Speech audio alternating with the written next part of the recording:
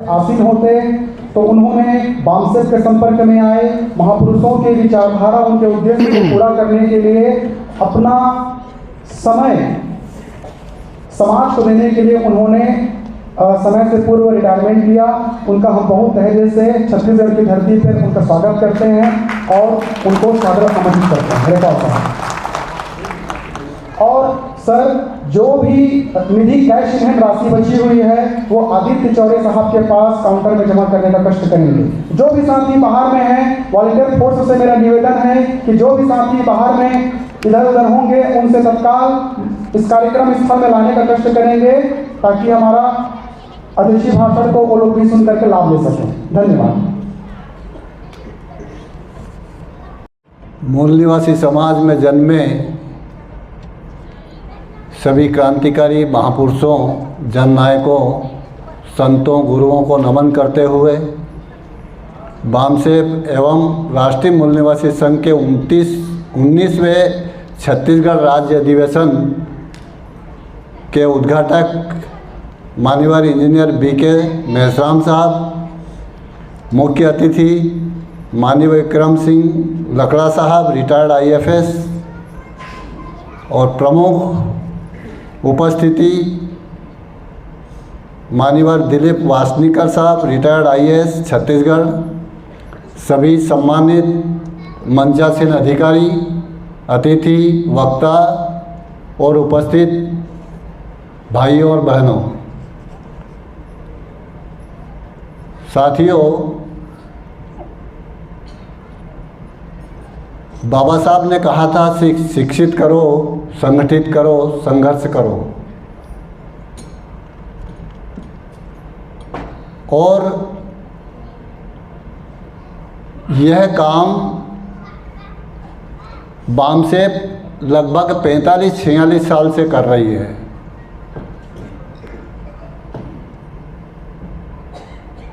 बामसेप को ये एहसास कब हुआ जब बाबा साहब अम्बेडकर ने 18 मार्च 1956 को आगरा के रामलीला मैदान में दुखी मन से कहा था कि मुझे पढ़े लिखे लोगों ने धोखा दिया।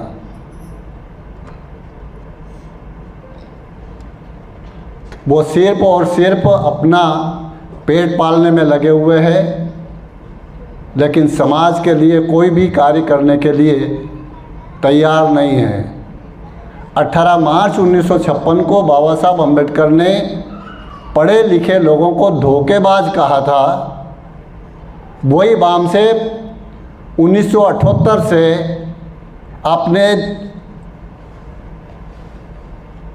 जो दाग लगा हुआ था, हमारे महापुरुष के द्वारा कहा गया था कि हम पढ़े लिखे लोग धोखेबाज नहीं हैं,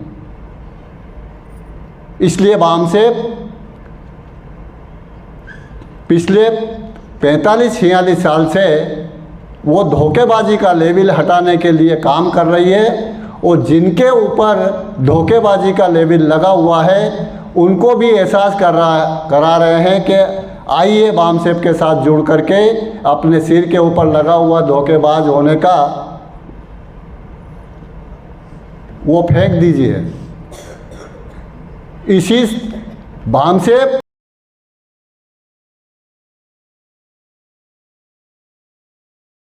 करो, संघर्ष करो।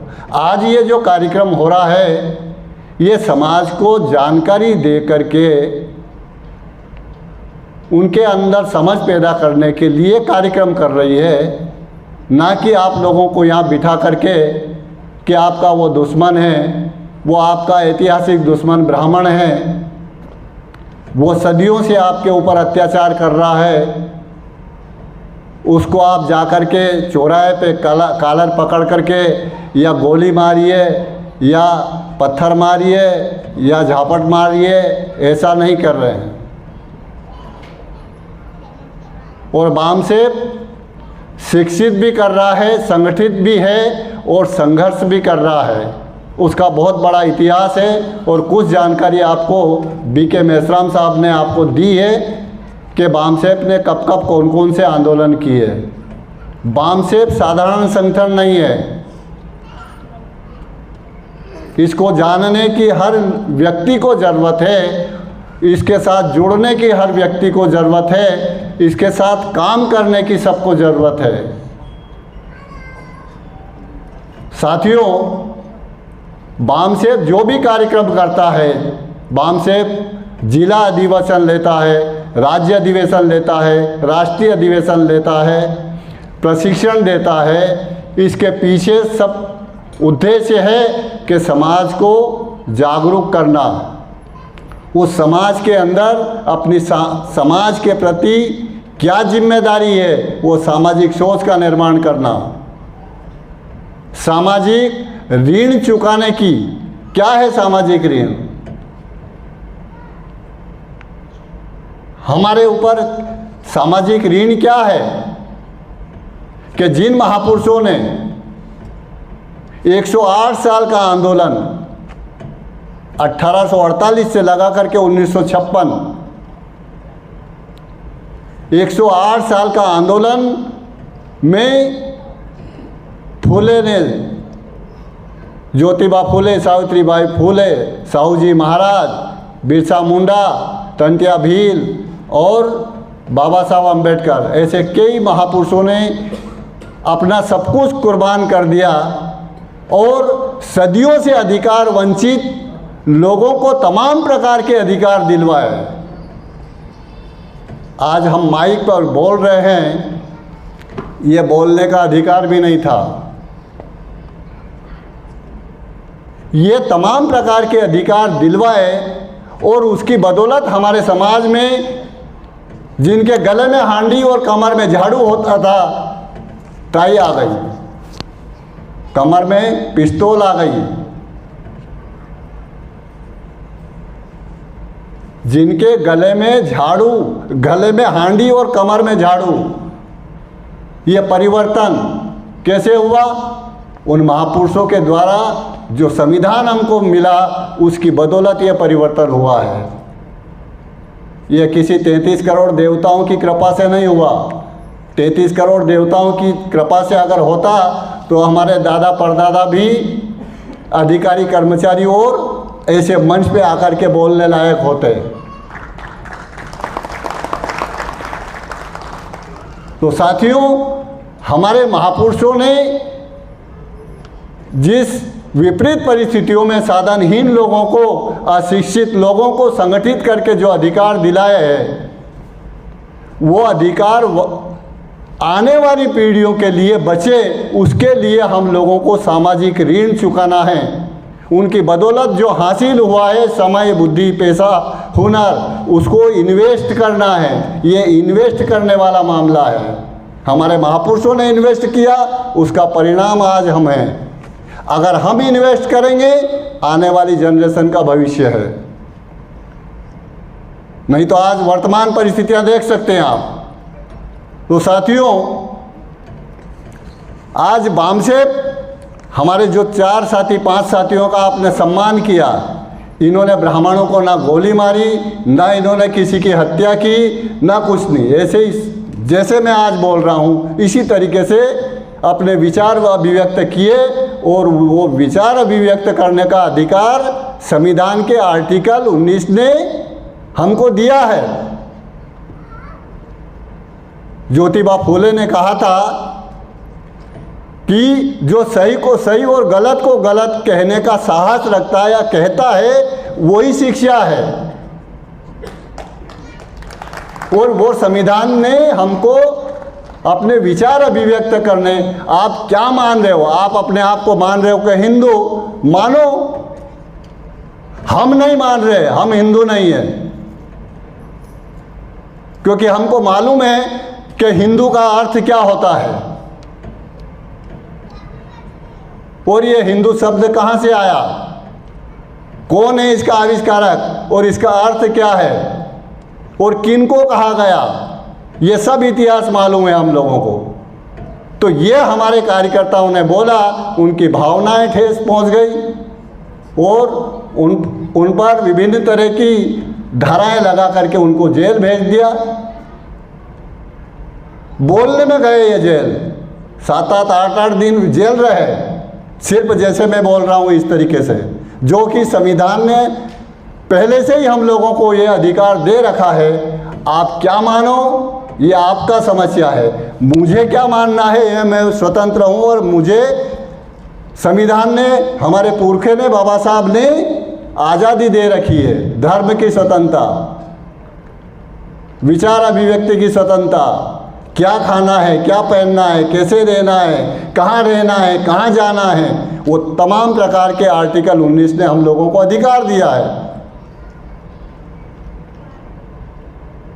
तो बामसेफ के मंच और बामसेफ के कार्यकर्ता या अपसुट संगठन का कार्यकर्ता सही बोलता, संविधान के दायरे में रह करके बोलता, कानून के दायरे में रह करके बोलता, उसके बाद भी उनके विरोध में FIR दर्ज होती है। अभी तक किसी अन्य जो संगठन चला रहे हैं, हजारों संगठन हैं, लाखों संगठन हैं, कौन से कार्यकर्ताओं के पीछे किनकी FIR दर्ज होती है और किनके विरोध में मोर्चे निकाले जाते हैं, किनको बोलने से रोका जाता है, आप लोगों को जानकारी होगी। हमको 3-4 जगह बोलने से रोका था, उसके लिए हम नागपुर RSS के मुख्यालय पे 6 अक्टूबर 2022 को 4.5 लाख लोगों का मोर्चा लेकर के गए थे। कितने? 4.5 लाख लोग। और मोर्चे में कौन जा सकता है? उसमें कर्मचारी अधिकारी नहीं जा सकता। कर्मचारी अधिकारियों का संगठन है बामसेफ, लेकिन उस बामसेफ ने आज 32 राज्यों में और 570 जिलों में गैर कर्मचारियों को जागरूक कर दिया। वो गैर कर्मचारी 4.5 लाख लोग 6 अक्टूबर 2022 को नागपुर में RSS का मुख्यालय, वो RSS जिसके नियंत्रण में भारत सरकार है, जिसके नियंत्रण में सामाजिक, राजनीतिक, धार्मिक सब कुछ उसके नियंत्रण में, सभी पूंजीपति उनके नियंत्रण में है। 75% समाज, हमारा समाज उनके नियंत्रण में है। उसके विरोध में बामसेफ मोर्चा निकाल कर ले, भारत मुक्ति मोर्चा के माध्यम से, साधारण मामला नहीं है।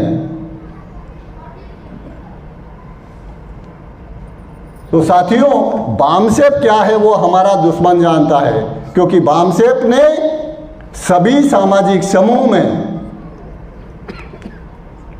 जिन्होंने अच्छे पढ़े लिखे लोगों ने भी अपने दिमाग का उपयोग ही नहीं करना जानते, जो पंडित कहता वही सही मानना, मतलब अपने दिमाग को खूंटी पे टांग रखा था। बामसेफ ने सभी सामाजिक समूह यानी SC, ST, OBC और जितने भी धर्म परिवर्तित लोग हैं, सभी के दिमाग का उपयोग और प्रयोग करना सिखा दिया। सभी जातियों के लोगों में अच्छे जागरूक और प्रशिक्षित कार्यकर्ताओं का निर्माण कर दिया। तो ब्राह्मणों को ये डर है कि जिन बहुसंख्यक 90% लोगों को दिमाग का उपयोग करना ही नहीं जानते थे, उसको बामसेफ ने इतना बना दिया। आज ये स्थिति है, आज ये स्थिति है, तो आने वाले 5 साल में, आने वाले 10 साल में क्या होने वाली है ये ब्राह्मण जानता है। और हमारे लोग, बहुत सारे लोग, अरे वो बहुत सारे वो भीड़, अरे वो वाला संगठन आया था और उन्होंने इतनी सारी भीड़ इकट्ठी की, वो सही काम कर रहे होंगे। ये भीड़ इकट्ठी करवाने का काम भी हमारा दुश्मन है। आपको जानकारी होगी, पहले वो क्रिया करते हैं और हमारे समाज से प्रतिक्रिया करवाते हैं। उसका उदाहरण है अभी 21 अगस्त को भारत बंद। उन्होंने ही, जबकि सब कुछ छीन लिया, उन्होंने शिक्षा छीन ली, निजीकरण के माध्यम से गवर्नमेंट सेक्टर प्राइवेट कर दिया, नौकरियां छीन गई। उसके बाद भी वो हम लोगों को आपस में लड़ाने के लिए वर्गीकरण करना, क्रिमिलियर लगाना, ये क्रिया कर रहा है। और हमारे कुछ लोगों को प्रतिक्रिया करने के लिए, अगर तुम्हारा सुप्रीम कोर्ट ने जजमेंट दे दिया, लेकिन वही ब्राह्मण बनियों की पार्टियां उस भारत बंद को प्रचार प्रसार कर रहे हैं, उनके आईटी सेल प्रचार प्रसार कर रही है और वो लोग साथ सहयोग कर रहे हैं। तो साथियों, वो ऐसी क्रिया और प्रतिक्रिया के माध्यम से हमारे लोगों को गुमराह करके इस बामसेफ के मूवमेंट को रोकने का बहुत बड़ा षड्यंत्र है।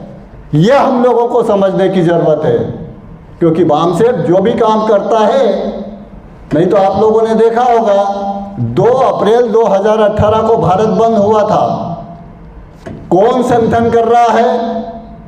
सब हवा में प्रचार प्रसार करके लोग पहुंच गए, विभिन्न संगठन के लोग पहुंच गए, जगह जगह उन्होंने दंगा फसाद करवा दिया। 13 लोग शहीद हुए थे उसमें, जिसमें 9 लोग मध्य प्रदेश के थे। 2 अप्रैल 2018 को जो भारत बंद हुआ उसमें 9 लोग मध्य प्रदेश के शहीद हुए, एक अधिकार बचाने के लिए, एट्रोसिटी एक्ट। और पूरे भारत से 13 लोग शहीद हुए थे। और कई संगठन जहाँ फसाद करवाए, जो भी संगठन थे उनको पता है कौन से संगठन सक्रिय है, कौन से संगठन का कौन पदाधिकारी सक्रिय है। उनके विरोध में उन्होंने चुन चुन करके FIR दर्ज करी और उनको सबको अंदर कर दिया। आज भी कई अंदर है। और बामसेफ प्रशिक्षित दक्ष कार्यकर्ताओं का संगठन है। 6 अक्टूबर 2022 को नागपुर में 4.5 लाख लोग लग गए। आपने कभी सुना क्या वहाँ फसाद हो गया? वहाँ किसी के विरोध में प्रकरण दर्ज हुए, लोग जेलों में हैं। अभी 31 जनवरी 2024 को जंतर मंतर पर EVM के विरोध में 2.5-3 लाख लोग गए थे। कभी आप लोगों ने सुना? समय समय पर हमने भारत बंद किया, आज तक किसी के विरोध में कोई प्रकरण दर्ज हुए? बोलने के ऊपर प्रकरण दर्ज कर रहे, बोलने नहीं देते हैं।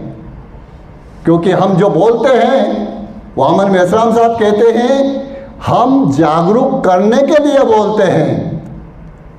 वो जगाने वाला धोखा नहीं देता है, और जो धोखा देता है वो जगाता नहीं है। वो क्या करता है? बहुत सारे संगठन चल रहे हैं समाज के नाम पे, महापुरुषों के नाम पर, और वो भीड़ इकट्ठी करवाते हैं दुश्मनों के माध्यम से। संगठन भी दुश्मनी बनवाता है और चुनाव के पहले सौदेबाजी करके नेता बन जाता है। चुनाव या तो कांग्रेस से सौदेबाजी हो जाएगी या बीजेपी से सौदेबाजी होगी, और उन्हीं को गाली देकर के संगठन बनाते हैं। वो चुनाव के समय उन्हीं से सौदेबाजी करके नेता बन जाते हैं। तो साथियों, ये हम लोगों को भ्रमित करने के लिए निरंतर काम कर रहे हैं। अब विषय है सर, EVM को खत्म कर देना चाहिए। EVM को मनुष्यों या आर्टिफिशियल इंटेलिजेंस के द्वारा हैक किए जाने का खतरा बहुत अधिक है। यह किसने कहा था? एलन मस्क,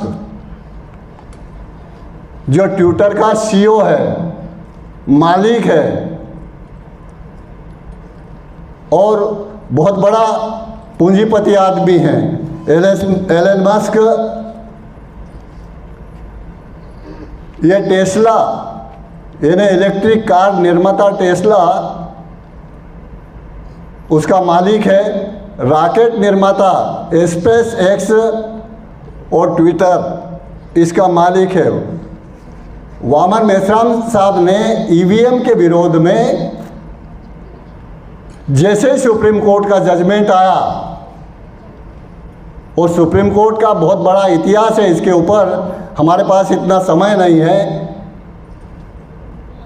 बीजेपी के लोग ही, लाल कृष्ण आडवाणी और डॉक्टर सुब्रमण्यम स्वामी ही EVM के विरोध में सुप्रीम कोर्ट में गए, और 8 अक्टूबर 2013 को सुप्रीम कोर्ट ने मान लिया कि EVM से फ्री, फेयर, ट्रांसपेरेंट चुनाव नहीं हो सकता।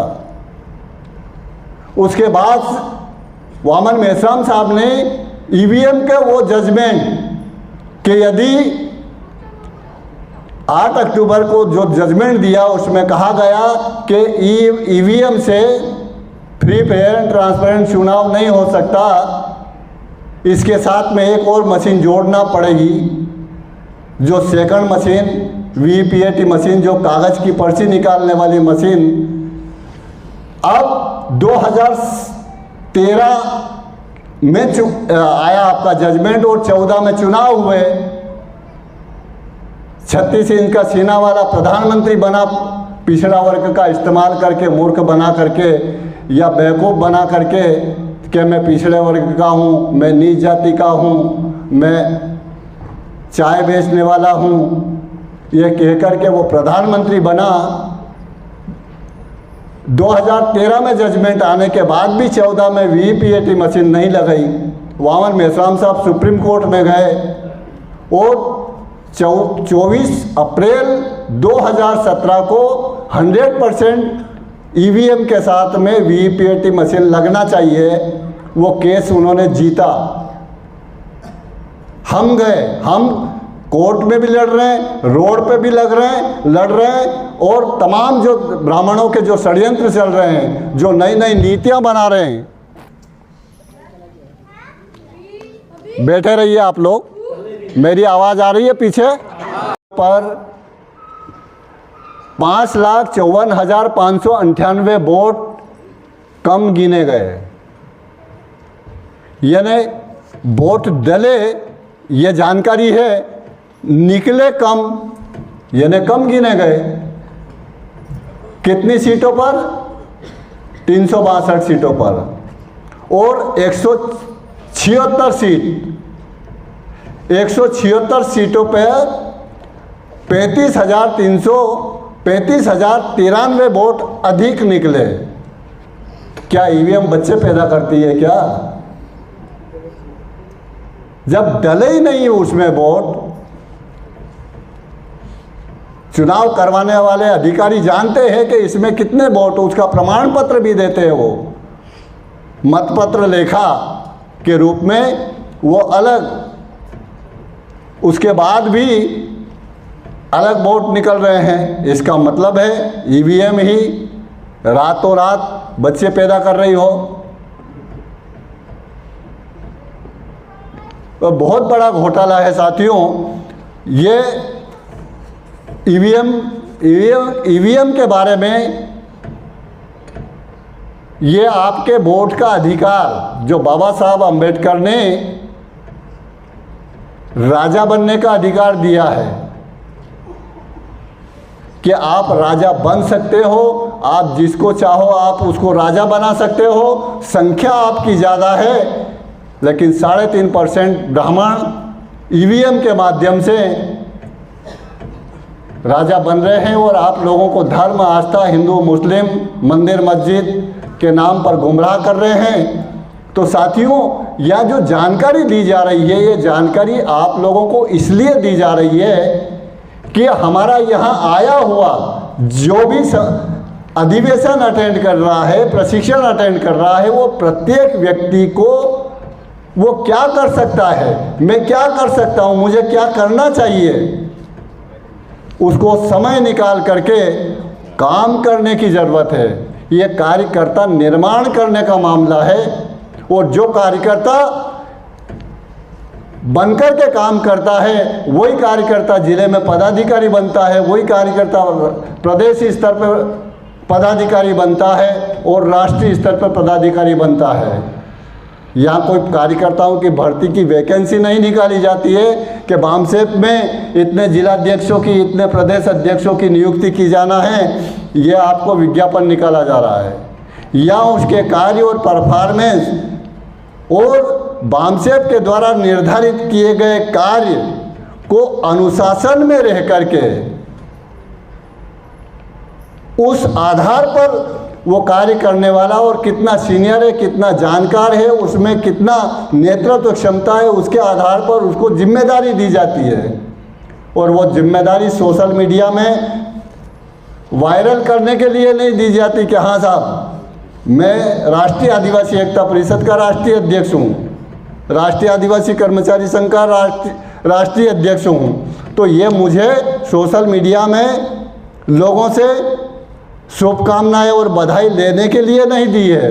ये जिम्मेदारी मुझे उस स्तर की पूरे राष्ट्रीय लेवल पे आदिवासियों को इस मूवमेंट के साथ में जोड़ने के लिए जिम्मेदारी दी गई है। आज बामसेप के माध्यम से सभी सामाजिक समूह में जिले से लगा करके राष्ट्रीय स्तर पर हम जैसे लोग निर्माण कर दिए हैं उन्होंने, जैसे राष्ट्रीय पिछड़ा वर्ग मोर्चा चौधरी विकास पटेल वो राष्ट्रीय अध्यक्ष है।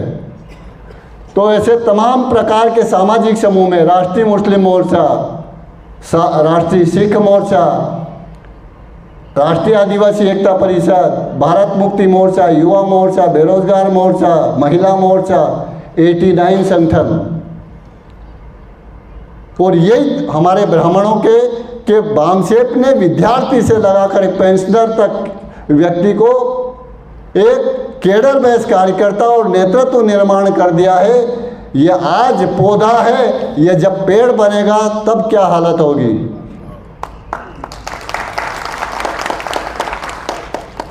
तो साथियों, ये जो ईवीएम के बारे में जो भी चर्चा की जा रही है, तमाम प्रकार की चर्चा वामन मेश्राम साहब का नाम डालें या ईवीएम डालें, आपको यूट्यूब पर मिल जाएगा। अगला विषय है साथियों, राष्ट्रीय शिक्षा नीति 2020 की आड़ में मनुस्मृति को लागू करना भारतीय संविधान को निष्प्रभावी करने का शासक जातियों का षड्यंत्र है। साथियों, ये नई शिक्षा नीति 2020 कोरोना के पीरियड में लाई गई। उसी कोरोना के पीरियड में यूसीसी यूनिफॉर्म सिविल कोड का प्रोपोगंडा किया गया था। उसी कोरोना के पीरियड में लेबर लॉ 29 लेबर लॉ खत्म कर दिए। उसी कोरोना के पीरियड में किसानों के विरोध में 3 नए कानून बने। इधर पूरे देश के लोगों को घर में बंद कर दिया लॉकडाउन के माध्यम से, और वो आपके विरोध में नीतियां बना रहे हैं। कौन बना रहे? ये जो लेटरल एंट्री के माध्यम से भरे जा रहे हैं ना, डायरेक्ट सचिव उप सचिव के पदों पर भारत सरकार के, आज ये तमाम पदों पर उन्होंने आरएसएस के प्रशिक्षित और दक्ष जो हमारे विरोध में कानून बनाए, हमारे विरोध में अगर संविधान के अनुसार हमारे हक अधिकार दिए हुए उसको लागू ना करे, इसके लिए उन लोगों को बिठाए हुए और आरएसएस के केडर बेस लोग हैं, जितने भी ब्यूरोक्रेसी के लोग हैं, वो सब उनके लिए काम कर रहे हैं। कलेक्टर भी उसी को बनाया जाएगा जो उनके दिशा निर्देशन में काम करेगा, ना आरएसएस के दिशा निर्देशन में। मुख्यमंत्री भी उसी को बनाया जाएगा, राष्ट्रपति भी उसी को बनाया जाएगा जो आरएसएस की मंशा के अनुरूप काम करे। तो साथियों, ये जो नई शिक्षा नीति है, हम लोगों को जो संविधान के माध्यम से पढ़ने का, नौकरी का, राजनीति का, ये तमाम प्रकार के अधिकार आज हमको जो मिले हैं, ये नई शिक्षा नीति पैतृक आधारित शिक्षा, जिसको कहा जाता है स्किल डेवलपमेंट, चमार का लड़का चमड़े का काम करेगा, वो सिखाएंगे। लोहार का लोहे का काम करेगा, सुनार का सोने का काम करेगा, बढ़ई लकड़ी का काम करेगा। पैतृक आधारित, सर्च कर ले आप, प्रधानमंत्री विश्वकर्मा योजना, गूगल पे सर्च कर लेना, सब आ जाएगा उसमें। तो ये शिक्षा, इसका मतलब उन लोगों को 8वीं से आगे नहीं जाने देना, 8वीं के आगे जाने नहीं देना। उनको मालूम है कि अगर हायर एजुकेशन में, टेक्निकल और प्रोफेशनल एजुकेशन में लोग जा रहे हैं, आज हर तरह का मैन पावर तैयार हो गया है। आज वापस हमारा ब्रेन यानी मानसिक रूप से गुलाम बनाने के लिए वो ये शिक्षा नीति ला रहे हैं। यानी वापस जानवर जो सही और गलत का फैसला करने लायक नहीं है वो जानवर होता है। और अभी तक हम हाके वाले मनुस्मृति के माध्यम से बाबा साहब अम्बेडकर ने मनुस्मृति क्यों जलाया था? ब्राह्मणों को संदेश देने के लिए और हमारे लोगों के अंदर विश्वास जगाने के लिए, उसके बारे में बताने के लिए कि तुम्हारा तमाम प्रकार के सत्यानाश का कारण तो तुम्हारी तबाही और बर्बादी का कारण ये मनुस्मृति है। यह हमारे लोगों को संदेश देने के लिए 25 दिसंबर 1927 को बाबा साहब अम्बेडकर ने जलाया था। आज हम अगर मनुस्मृति के बारे में बोल नहीं पा रहे हैं, चौराहे पे बोल नहीं पा रहे हैं, क्योंकि व्यवस्था पे, प्रशासन पे, शासन पे उन्हीं का कब्जा है। वो हमारे विरोध में FIR दर्ज करके हमको अंदर कर देते हैं। तो साथियों, ये नई शिक्षा नीति हमको फिर से जानवर बनाने की नीति का एक बहुत बड़ा षड्यंत्र है। यह विषय यहाँ क्यों रखा गया कि अगर आप लोग ये जो तमाम प्रकार के जो षड्यंत्र चल रहे हैं, नई नई नीतियाँ बन रही है, नए नए कानून बन रहे हैं, अगर अवेयर नहीं हुए तो आप अभी से अनुमान लगा लीजिए और देख लीजिए अपने पुरखों का 1857 का इतिहास के 1857 में हमारे पुरखे किस स्थिति में थे, हमारे आने वाले जनरेशन किस स्थिति में होगी। कोई आने वाला नहीं है।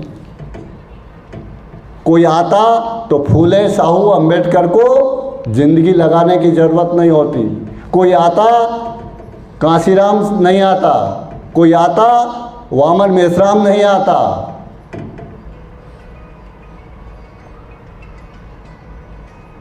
इसलिए हमारी गलत फहमियाँ, आपका धर्म क्या है वो आपका व्यक्तिगत मामला है, आप किस देवी देवता को पूज रहे हैं आपका व्यक्तिगत मामला है। ये मूवमेंट चल रहा है ब्राह्मणवाद से गुलामी खत्म करने के लिए, ये मूवमेंट चल रहा है इस संविधान को बचाने के लिए। उस संविधान जिस संविधान ने SC ST OBC और तमाम प्रकार की माइनॉरिटी को शिक्षा का, नौकरी का, पदोन्नति का, राजनीति का अधिकार दिया है। क्या आपके छत्तीसगढ़ में वार्ड मेंबर भी या सरपंच भी या MLA MP बिना जाति प्रमाण पत्र के भगवान की कृपा से या किस्मत से बनता है? कोई कहते हैं भगवान की कृपा से, किस्मत से वो MLA बन गया। अच्छा, जाति प्रमाण पत्र नहीं लगाया था उसने। अगर भगवान की कृपा है और किस्मत है तो जाति प्रमाण पत्र नहीं लगाना चाहिए। यहाँ जितने भी हमारे अधिकारी बैठे हुए हैं कि साहब हमारे वासनीकर साहब IAS है, क्या साहब शिक्षा में जाति प्रमाण पत्र लगाया, नौकरी में लगाया, पदोन्नति में लगाया, तब बने या भगवान की कृपा से बने? भगवान की कृपा नहीं थी। तो हम भगवान की कृपा तो उसे कहते हैं कि वो जंगल में भेड़ बकरी चरा रहा था और एकदम अनपढ़ था, जाहिल था, गंवार था, डॉक्टर बन गया, अधिकारी बन गया, IAS बन गया, उसको हम भगवान की कृपा कहते हैं। ऐसा हुई अभी तक आपके छत्तीसगढ़ में किसी पर? उसको कहते हैं किस्मत। अरे बकरी चरा रहा था, जानवर चरा रहा था और कैसी किस्मत जगी, डॉक्टर बन गया, IAS बन गया, अधिकारी बन गया। ये सिर्फ आप लोगों को दिमाग का उपयोग करने के लिए कि जो हमारे दिमाग पर कब्जा कर रखा है ब्राह्मणों ने धर्म आस्था के माध्यम से, कि हम सोचें। हम ये नहीं कह रहे कि आप भगवान को मत मानो, अपने धर्म को मत मानो, जो मानना है मानो, किसको पूजना है पूजो, आप स्वतंत्र हैं। हम कोई धर्म के प्रचारक नहीं हैं। यहाँ SC ST OBC और तमाम प्रकार के धार्मिक अल्पसंख्यक, जैसे मैं आदिवासी हूँ, आदिवासी 80 धर्म पूरे भारत में, 800 जातियों 801 जनजाति है और कितने धर्म में 80 धर्म में पाए जाते हैं। लेकिन हमको अनुसूचित जाति शब्द जो आया, अनुसूचित जनजाति शब्द जो आया, ये संविधान के माध्यम से आया और हमको उस सामाजिक समूह के नाम पर अधिकार मिले हैं, ना कि किसी जाति विशेष या धर्म के नाम पर। हम उस वर्ग में आते हैं। जैसे मैं भील आदिवासी हूँ, लेकिन मैंने लाभ लिया है अनुसूचित जनजाति का, शेड्यूल ट्राइब का, और शेड्यूल ट्राइब में कितनी जातियां आती है? 801। मतलब मैं 801 जनजाति का प्रतिनिधि हूँ, किसी भील का नहीं हूँ। यह हमको सोचने की जरूरत है कि मुझे भील के नाम पर संविधान में अधिकार नहीं मिले हैं, अनुसूचित जनजाति के नाम पर अधिकार मिले हैं और उस अनुसूचित जनजाति में 801 जनजाति आती है। इसलिए मैं 801 जनजाति का प्रतिनिधि हूं। तो साथियों, यह हम लोगों को जो नई शिक्षा नीति इन्होंने लाए हैं, यह बहुत बड़ा षड्यंत्र है। इसके बारे में हमको और भी जानकारी प्राप्त करने के लिए बामसेफ के विभिन्न कार्यक्रम अटेंड करना होंगे और प्रशिक्षण अटेंड करने होंगे। एक विषय और जिस पे मैं बात रखना चाहूँगा साथियों, कि OBC की जाति आधारित जनगणना न करना OBC को संवैधानिक अधिकारों से वंचित रखने का शासक वर्ग का सुनियोजित षड्यंत्र है। साथियों, ये OBC की जाति आधारित जनगणना का बहुत बड़ा इतिहास है, क्योंकि सबकी जनगणना होती थी अंग्रेजों के शासनकाल में और अंतिम अंग्रेजों के शासनकाल में 1931 में जनगणना हुई थी। उसके आधार पर SC 15%, ST 7.5% और OBC 52%। उस समय पाकिस्तान नहीं बना था और 1947 में पाकिस्तान बन गया। कुछ लोग उधर चले गए, वो जो लोग पाकिस्तान में चले गए, उसके बाद जो लोग बचे हुए उनमें से अगर परसेंटेज निकाला जाए तो 52% की बजाय 60% OBC।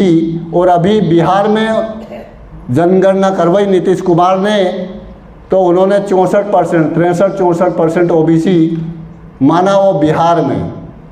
तो साथियों,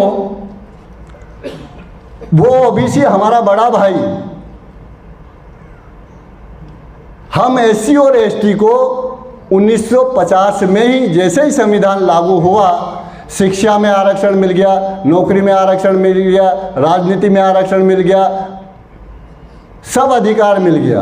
और हमारे बच्चे, हम SC ST के लोग, हमारे बच्चों को पढ़ाने नहीं लायक नहीं थे। छात्रवृत्ति मिलती है, हॉस्टल मिल रहे, किताबें मिल रही है, ये तमाम प्रकार की सुविधाएं मिली, तब जाकर के हम लोगों को का विकास और कल्याण हुआ है। संविधान में प्रावधान था उसका, यही प्रावधान OBC को भी था। लेकिन जो साधन संपन्न OBC को मूर्ख बनाया, बेवकूफ़ बनाया इन ब्राह्मणों ने, उस समय के ब्राह्मण नेताओं ने, तो साधन संपन्न OBC के लोगों को, ये अंबेडकर तुमको हरिजन बनाना चाहता है, तुमको आरक्षण चाहिए, आरक्षण नहीं चाहिए। तो ऐसे OBC के साधन संपन्न लोग, लैंडलॉर्ड लोग, उनको बहका करके उस OBC के आरक्षण, यानी OBC कौन है, इसके बारे में बात चर्चा नहीं होने दी। उसके बाद भी बाबा साहब अम्बेडकर ने कि OBC कौन है, उसके लिए कमीशन बनाया जाए, जांच की जाए कि OBC कौन है। SC और ST के अलावा जो ब्राह्मण बनी है और राजपूत नहीं है, बाबा साहब ने वो कहा कि वो OBC है, जो वर्ण व्यवस्था के अनुसार शूद्र कहलाता है। कमाऊ जो काम करने वाले लोग हैं वो सब ओबीसी लोग हैं। तो साथियों, बाबा साहब अम्बेडकर ने उसके लिए ओबीसी के लिए अपने मंत्री पद से इस्तीफा भी दिया था कि नहीं, ओबीसी की जाति आधारित जनगणना होना चाहिए।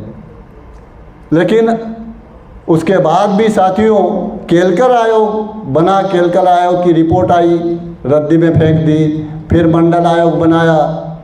ये इसका इतिहास है। उस मंडल आयोग को भी लागू नहीं किया। उसके बाद 42 साल के बाद SC ST को 1950 में जो अधिकार मिल गए थे, ओबीसी को वो जनगणना नहीं होने के बाद भी जो 52% को 42 साल के बाद 1992 में एक टुकड़ा डाला, 52% को 27% दिया और क्रीमी लेयर लगा दिया। चौधरी विकास पटेल कहते हैं क्रीमी लेयर वो है जो चने खा सकता है, उसको चने नहीं दिए, यानी जिसको दांत है उसको चने नहीं दिए और जिसको दांत नहीं है उसको चने दिए गए। यानी जो पढ़ा लिखा करके अब आरक्षण का लाभ ले सकता है, उस 27% में से 52% को 27 दिया और उस 27 में भी क्या कहा कि जो पढ़ा सकता है उसको आरक्षण नहीं मिलेगा, यानी उसको क्रीमी लेयर लगा दिया। तो साथियों, आज भी अगर वास्तव में जनगणना अगर होती है, ओबीसी की जाति आधारित जनगणना होती है, तो उसमें पता चल जाएगा कि कितने ओबीसी ग्रेजुएट है, कितने पोस्ट ग्रेजुएट है, कितने IAS है, कितने IPS है, कितने हायर सेकेंडरी है, कितने कर्मचारी है। 1992 में सिर्फ उनको नौकरी में आरक्षण दिया, शिक्षा में नहीं दिया। ये ओबीसी के साथ जो धोखेबाजी हो रही वो बता रहा हूं मैं। 2006 में अर्जुन सिंह मुख्यमंत्री, एक क्षत्रिय ने 42 साल के बाद 52% को 27% दिया और दूसरे क्षत्रिय ने शिक्षा में अधिकार दिया 2006 में, और तीसरा वामन मेश्राम साहब के माध्यम से नीट की परीक्षा में आरक्षण, नीट में नहीं तो नीट में ओबीसी को नहीं था। ये हमारा बामसेब का उत्पादन है कि नीट में ओबीसी को आरक्षण, और आज वर्तमान में सब कुछ खत्म कर दिया उन्होंने। तो साथियों, हमारा ओबीसी का जनगणना का मुद्दा 2011 से बामसेब उठा रहा है, 2011 से ओबीसी को जगा रहा है,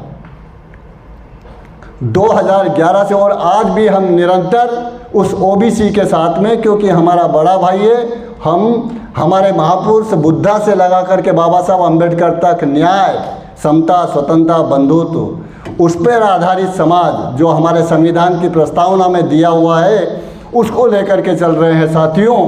कि हम सिर्फ हमारा संविधान को अमल में लाना चाहते हैं, और संविधान कहता है कि जिसकी संख्या जितनी भारी उसकी उतनी हिस्सेदारी। ये हमारा संविधान है, ये कोई रामायण ग्रंथ पुराण नहीं बता रहे हैं, हमारा संविधान ने हम लोगों को अधिकार दिया है। तो साथियों, उसके लिए हमारे बुद्धिजीवी लोगों को जिस तरह के विषय हमारे रखे गए हैं, जैसे ओबीसी की जाति आधारित जनगणना करने से आपको आपका हक मिलेगा, आप लोगों को जो धोखेबाजी हो रही है वो धोखेबाजी का पता चलेगा, और आप वर्तमान में क्या षड्यंत्र चल रहा है, क्या आपके विरोध में नीतियां बन रही हैं, और भी हम लोगों को कमज़ोर किया जा रहा है। करोड़ों लोगों को उन्होंने राशन की दुकान पे पहुंचा दिया है, करोड़ों लोगों को उन्होंने धर्म, आस्था, कावड़ यात्रा, गणेश चतुर्थी आ रही है अभी, और अभी कल जन्माष्टमी है, ना मालूम कितने लोग करोड़ों रुपए खर्च कर रहे हैं हम लोगों को गुलाम बनाने के लिए। हमको, हमारे समाज को और आने वाली हजारों पीढ़ियों को उस गुलामी से बचाने के लिए और इस संविधान को अमल में लाने के लिए हम लोगों को काम करने की ज़रूरत है। और उसी के लिए ये जो अंतिम विषय रखा है वामन मेश्राम साहब ने कि चलो गांव की ओर। चलो गांव की ओर से तात्पर्य हमारे जो लोग गांव में रहते हैं, हमारे पढ़े लिखे लोग नहीं है, वो साधन संपन्न नहीं है, वो हमारे जिला स्तर पर या राज्य स्तर पर होने वाले कार्यक्रम में आ नहीं सकते हैं क्योंकि उनकी आदतें दुश्मनों ने डाल रखी है। वो कोई भी कार्यक्रम करते हैं उनके लिए साधन उपलब्ध करा देते हैं, जे चल भैया ये गाड़ी फ्री में आना है, फ्री में जाना है, फ्री में खाना है, आपको तो जय जयकार करना है, झंडे तोड़ना है हमारे। ये जो आदत डाल रखी है, तो साथियों चलो गांव की ओर, ये बामसेप ने जो हम लोगों को नारा दिया है, ये स्लोगन दिया है, निर्देश दिया है कि हमको गांव तक पहुंचना है, तो गांव तक कौन पहुंचेगा? अकेले कोसले जी या अकेले बोरकर जी? ये कार्यक्रम क्यों रखा है?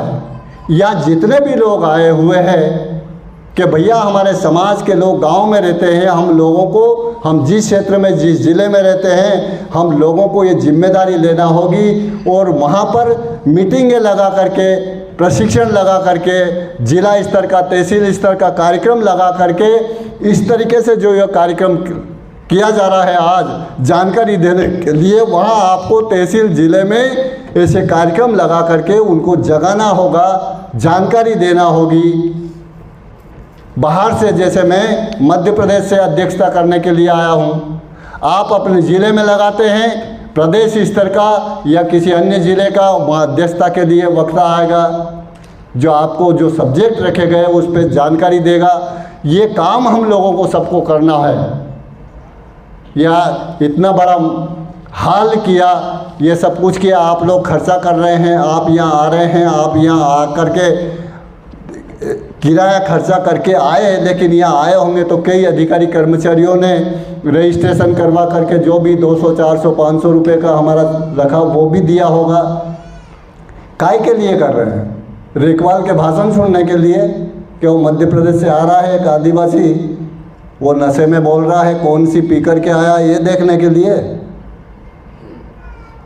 तो साथियों, ये प्रत्येक सामाजिक समूह, SC, ST, OBC और माइनॉरिटी के सभी लोगों को इस कारवा में जानकारी देकर के जुड़ने की ज़रूरत है और अपना समय, बुद्धि, पैसा इसमें इन्वेस्ट करना होगा, तभी जा कर के हम गांव तक हमारे सभी सामाजिक समूह को, लोगों को इस मूवमेंट के साथ में जोड़ पाएंगे।